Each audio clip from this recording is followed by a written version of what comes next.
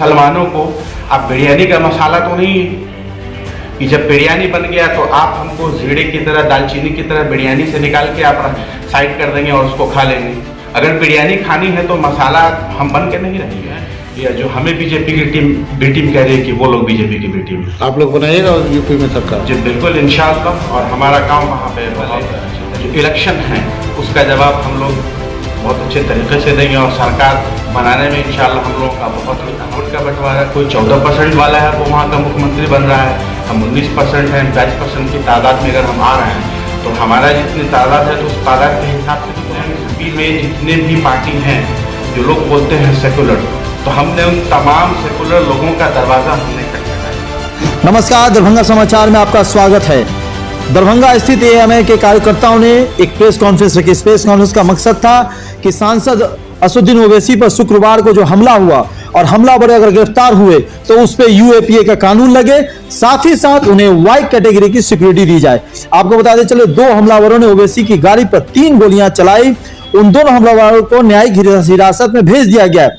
चुनावी माहौल में इस हमले के आपराधिक पहलू की जांच पुलिस कर रही है। लगातार इस हमले के राजनीतिक फायदे नुकसान की बात पार्टियों के नेता कर रहे हैं। असदुद्दीन ओवैसी पर हमला तो हुआ, वो लोकसभा में जमकर गरजे, जिस तरीके से वीडियो वायरल हो रही है। ओवैसी ने साफ साफ कहा कि मौत से डरने वाला वो नहीं है, सबको एक दिन जाना है।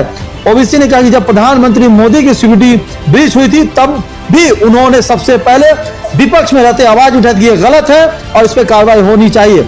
आइए तो सुनते हैं एएमआईएम के शाम के वक्त आज प्रेस कॉन्फ्रेंस। इस प्रेस कॉन्फ्रेंस में भी उन्होंने और किन चीजों की मांग की है और क्या कहना उनका, क्या कहना चाहते हैं?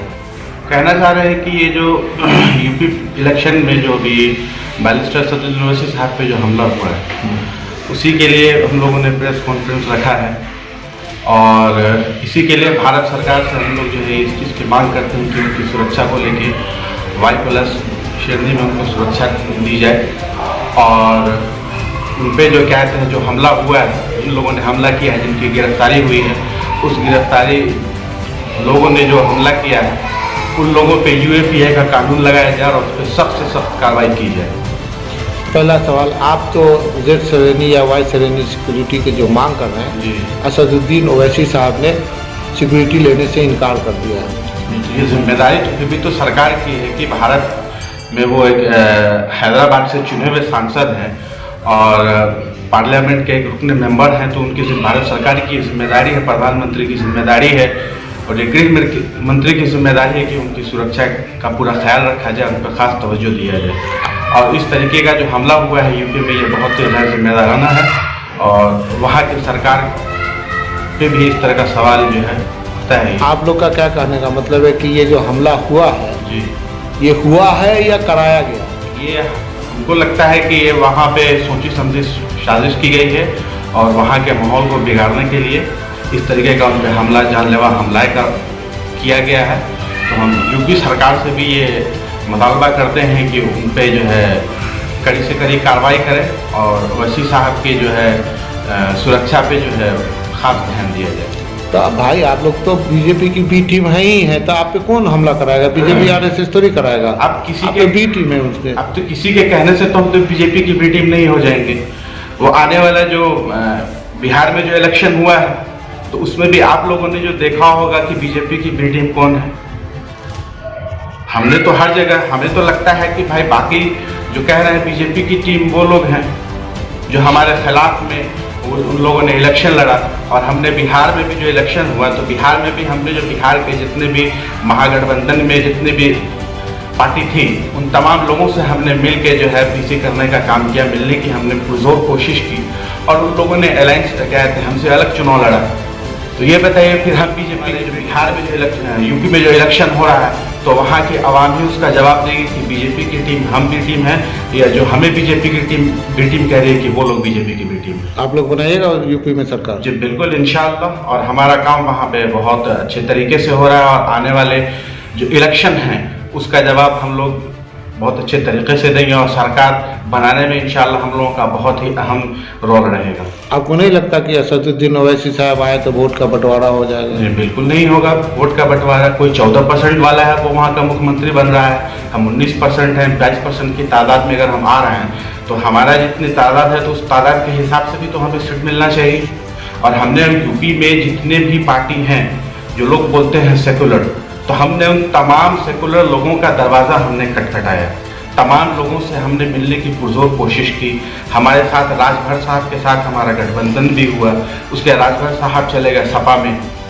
तो बीजेपी की टीम तो हम नहीं है। अगर भाई मैं एक छोटी सी बात रखना चाह रहा हूँ कि मुसलमानों को आप बिरयानी का मसाला तो नहीं है कि जब बिरयानी बन गया तो आप हमको जीरे की तरह, दालचीनी की तरह बिरयानी से निकाल के आप साइड कर देंगे और उसको खा लेंगे।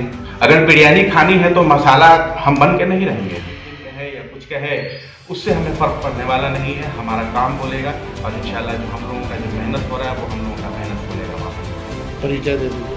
जी, मेरा नाम शादाब है। क्या यूपी में नफरती सियासत हो रही है? असदुद्दीन ओवैसी पे हमला हुआ, क्या ये नफरत की तरफ बढ़ता हुआ एक और कदम नहीं है? बिल्कुल बिल्कुल, ये नफरत फैलाने की पूरी जोड़ शोर ताकत वहाँ इस्तेमाल किया जा रहा है और वहाँ का माहौल ख़राब करने की पूरी कोशिश की जा रही है।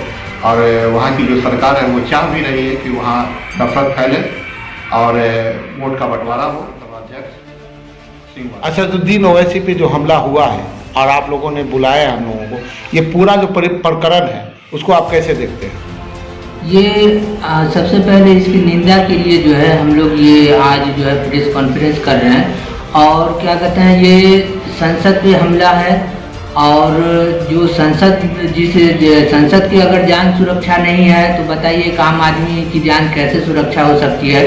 तो हम हुकूमत से मुतालबा करेंगे कि ओवैसी साहब पे को सुरक्षा दिया जाए, बुलेट प्रूफ जो है ड्रेस हो या गाड़ी हो वो दिया जाए और जो मुजरिम है उनको UAPA की सज़ा हो, गिरफ्तार हो।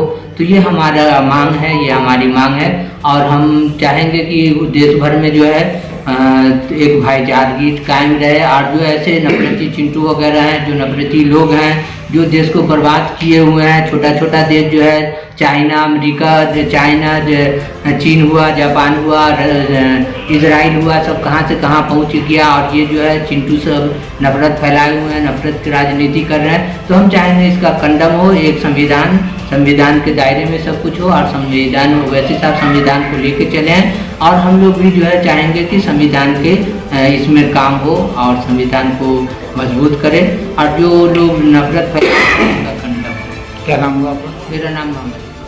और असदुद्दीन ओवैसी सांसद पर गोली चलाने वाले भी दो युवा ही थे, तो युवाओं में इतनी नफरत जो भर दी गई है उसको आप कैसे देखते हैं? देखिए, ये जो देश में नफरत चल रही है इसके पीछे कहीं न कहीं एक मुनज़्ज़म साजिश है। आखिर आज का नौजवान युवा उसके जहन में ये बात कैसे आई कि हम किसी सांसद 2 बार की विधायक, 4 बार के सांसद, उस पर वो गोली चलाते? कहीं न कहीं ये किसी अदर आदमी से पीड़ित है, ये किसी की बात में, ये किसी के साजिश का हिस्सा बन गया, तब जाके इन्होंने इस तरह की हरकत की। और ये तो यूपी सरकार पे पूरे तौर पर सवालिया निशान बन रहा है तो वहाँ की शासन प्रशासन क्या कर रहे थे कि एक नौजवान सांसद के पीछा कर दिया, उस पर गोली चला दी है।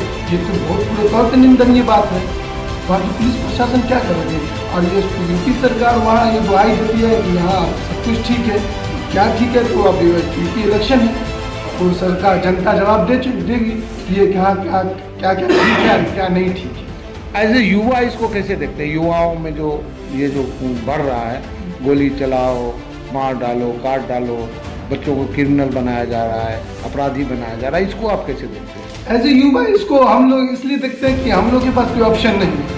ऑप्शन है कि हम जो जिसके ताबे चलते हैं या जो लोग हम लोग की रहनुमाई करते हैं ये उनकी जिम्मेदारी है और वो ऐसे लोगों के साथ है, ऐसे लोगों की रहनुमाई में चल रहे हैं जो उनको इस तरह की तालीम दी जा रही है, इस तरह की रहनुमाई दी जा रही है। तो इसमें क्या नाम है आपका? मेरा नाम साजिदीन अख्तर।